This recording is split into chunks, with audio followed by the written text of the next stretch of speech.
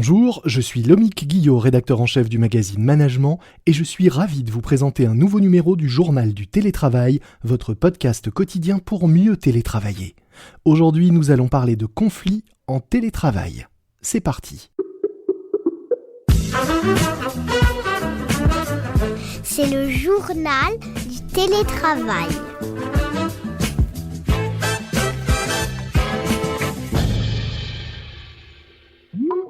Aujourd'hui, dans le journal du télétravail de management, j'accueille Jean-Édouard Grézy, directeur associé du cabinet Alternego, spécialiste de la résolution de conflits. Bonjour Jean-Édouard. Bonjour Lomique. Le directeur général de la santé l'a rappelé cette semaine, le confinement a des effets sur la santé mentale, le stress, l'anxiété, le moral des Français.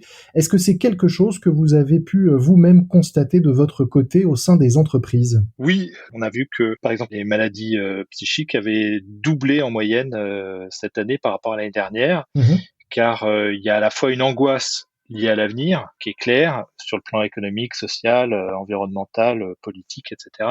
Et puis, on oublie trop souvent qu'on est quand même des êtres sociaux par nature. Le premier facteur de bonheur sur Terre, c'est la qualité des relations aux autres. Et cette qualité des relations aux autres, à travers le confinement, à travers cette distanciation sociale, elle est malmenée depuis longtemps maintenant et ça atteint le moral, c'est sûr. Alors ça, on entend que ça puisse être particulièrement difficile pour les gens qui sont isolés et confinés chez eux, mais est-ce que le fait de travailler, même si c'est du télétravail, une forme particulière de travail, ne contribue pas normalement et ne devrait pas contribuer à maintenir une forme de lien, même s'il est différent ? Alors oui, le travail permet d'aller mieux et beaucoup se réfugient dans le travail. Par contre, la difficulté, c'est d'arriver à s'y retrouver dans la temporalité d'une journée.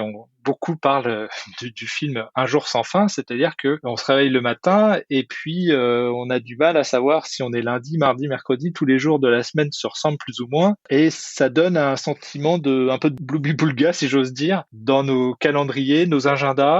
Et c'est pas très confortable. Alors au-delà de ces questions d'angoisse, de rythme, de problèmes de déconnexion éventuellement, vous parlez aussi d'une montée des désaccords en entreprise liés au travail à distance. Qu'est-ce que ça signifie exactement ? Et d'abord, est-ce qu'un désaccord, c'est la même chose qu'un conflit ou est-ce que c'est l'étape d'avant ? Vous avez raison, on peut tout à fait être en désaccord sans être en conflit. Vous voulez faire ça comme ça, moi je veux faire ça comme ça, vous êtes d'accord qu'on n'est pas d'accord, c'est déjà un premier point d'accord. Et qu'est-ce qu'on fait avec ce désaccord ? Est-ce que on en reparle plus tard ? Est-ce qu'on fait venir quelqu'un pour enrichir nos points de vue ? Ou est-ce qu'on campe sur nos positions ? Est-ce que on se met à argumenter ? On va avoir l'impression rapidement que on répète la même chose, que le temps paraît figé, qu'on n'avance plus, et puis l'émotion va nous gagner.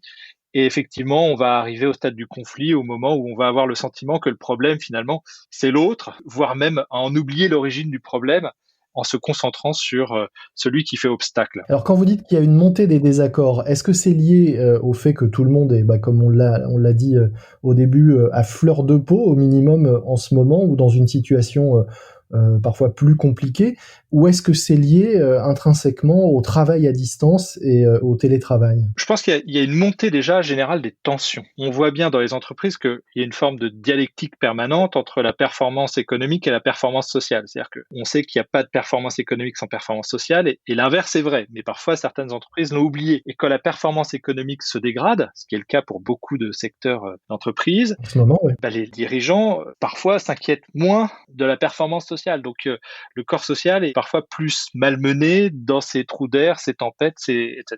Et donc par peur de l'avenir, par peur de se faire remarquer, beaucoup de gens prennent sur eux, on accumule les frustrations et puis ça se décharge soit sur des gens qui n'ont rien demandé, des proches, soit sur nous-mêmes. Le corps parle, on a plein le dos, c'est peu de le dire. Ou alors, à la moindre contrariété, je suis possiblement explosif lors d'une visio. Et j'ai entendu dans des entreprises l'expression arriver de corona bug. C'est un pétage de plomb à un moment donné qui forcément venait d'un problème traditionnel du travail, mais on sentait bien que dessous, il y avait tellement de choses accumulées qui n'avaient rien à voir avec ce qui avait déclenché l'explosion que les gens finissaient par essayer d'en rire, quoi. Est-ce que le fait d'être chacun chez soi et derrière son écran rend difficile cette expression, cette discussion qu'on peut avoir, et est-ce que c'est là que se trouve la source d'une majorité de conflits actuels? Oui, c'est-à-dire que en moyenne, on considère qu'on passe près de 80% de son temps à discuter, à chercher des terrains d'entente, à coopérer pour trouver des solutions communes, etc. Et que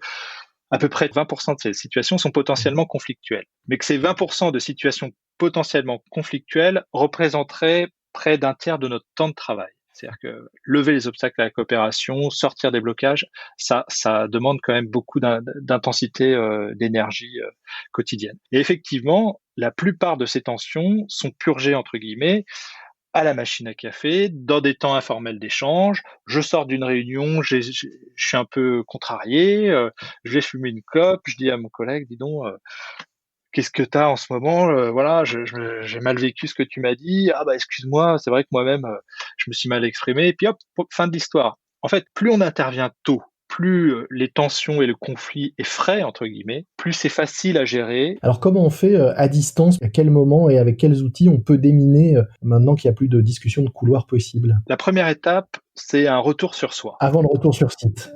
Avant de retour sur site, exactement, il y a un retour sur soi.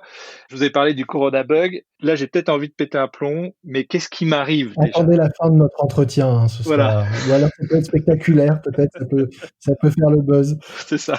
Ça fait le buzz en général. Le conflit fait le buzz. Hein. C'est bien intense, bien énergique. C'est vrai. Donc déjà, retour sur soi. Est-ce que le jeu en vaut la chandelle? On va, avant d'aborder un sujet, se poser cette question. S'il s'agit de vouloir changer l'autre, s'il s'agit de faire une décharge émotionnelle, s'il s'agit de lui montrer qu'on a raison, vaut mieux s'abstenir. S'il s'agit au contraire de clarifier un malentendu, d'améliorer un process, là oui, il faut y aller. Ensuite, je pense qu'il faut dédramatiser, c'est-à-dire que le conflit fait partie de la vie. Le problème, ce n'est pas le conflit, c'est la manière dont on le gère. Et donc à distance, est-ce qu'il y a d'autres choses à avoir en tête et d'autres bonnes pratiques? Je pense que c'est important déjà quand on démarre une coopération, une collaboration, ou en tout cas d'en faire état dans une équipe, qu'il y aura des tensions, qu'à distance, il y aura encore plus de tensions parce qu'il y a plus d'erreurs d'interprétation et de malentendus. C'est plus difficile de se réajuster parce qu'il y a moins ces effets d'aparté, de couloir, d'informalité, d'échange, etc. Donc, il faut des temps dédiés pour ça dès que ça arrive. Et ce qu'on met en place aujourd'hui dans les entreprises, on est en train de réinventer ce qui existait dans les sociétés coutumières.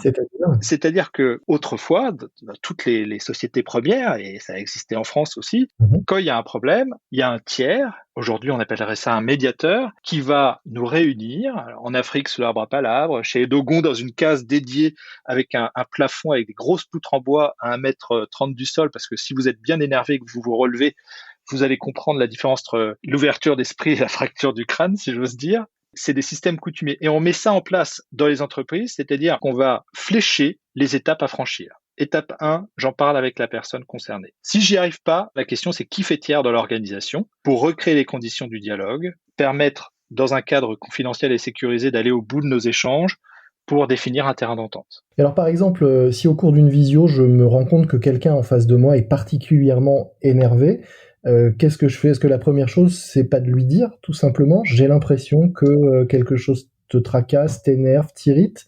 Ou est-ce que je fais comme si de rien n'était et puis j'attends la fin de la visio pour raccrocher et passer à autre chose? Si c'est une visio en face à face, s'il y a personne d'autre, oui, il faut arrêter de discuter du fond pour discuter de la forme. Qu'est-ce qui se passe?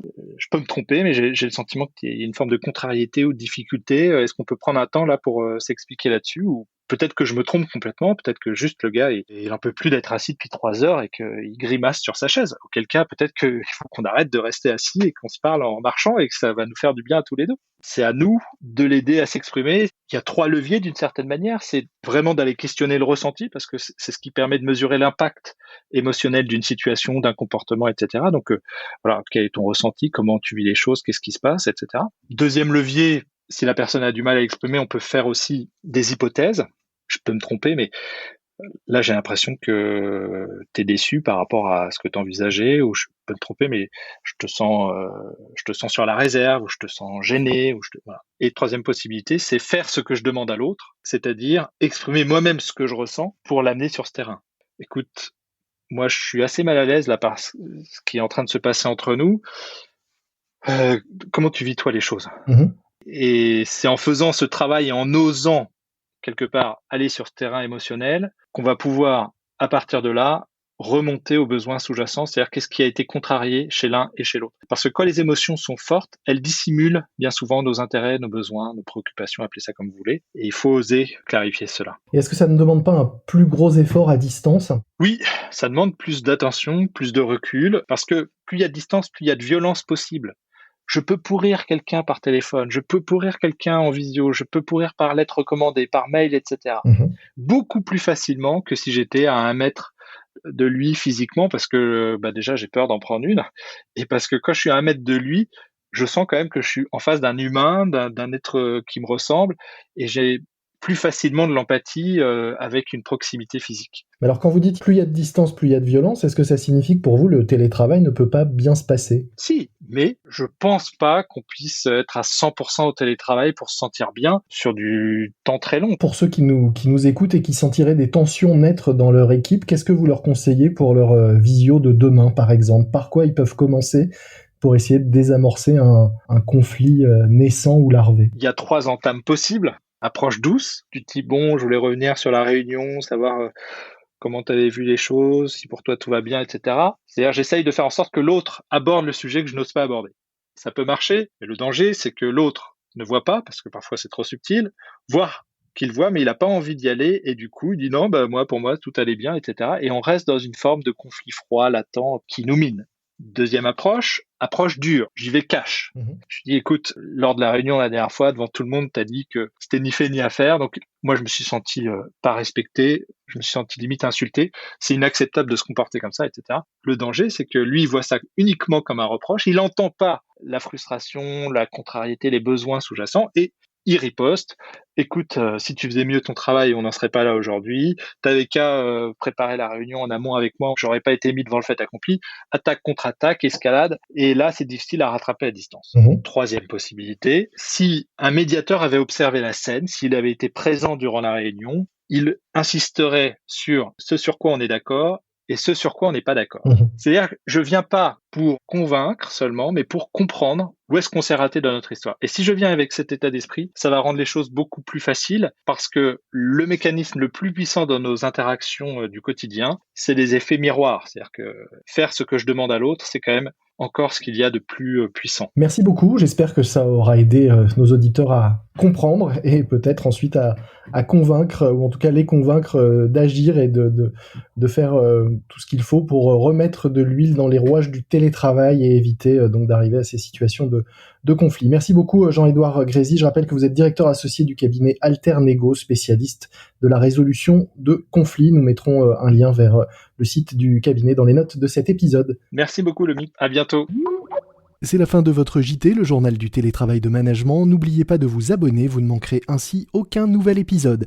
Et si vous voulez écouter nos épisodes en exclusivité avec 24 heures d'avance, abonnez-vous sur AudioNow, AudioNow, la nouvelle plateforme d'écoute de podcast lancée par le groupe M6 et Prisma Media. Une appli disponible gratuitement sur l'ensemble des smartphones, iPhone ou Android. Moi je vous dis à très vite, soyez prudents, respectez les consignes et les gestes barrières, portez-vous bien et bon télétravail à tous. C'est le journal du télétravail.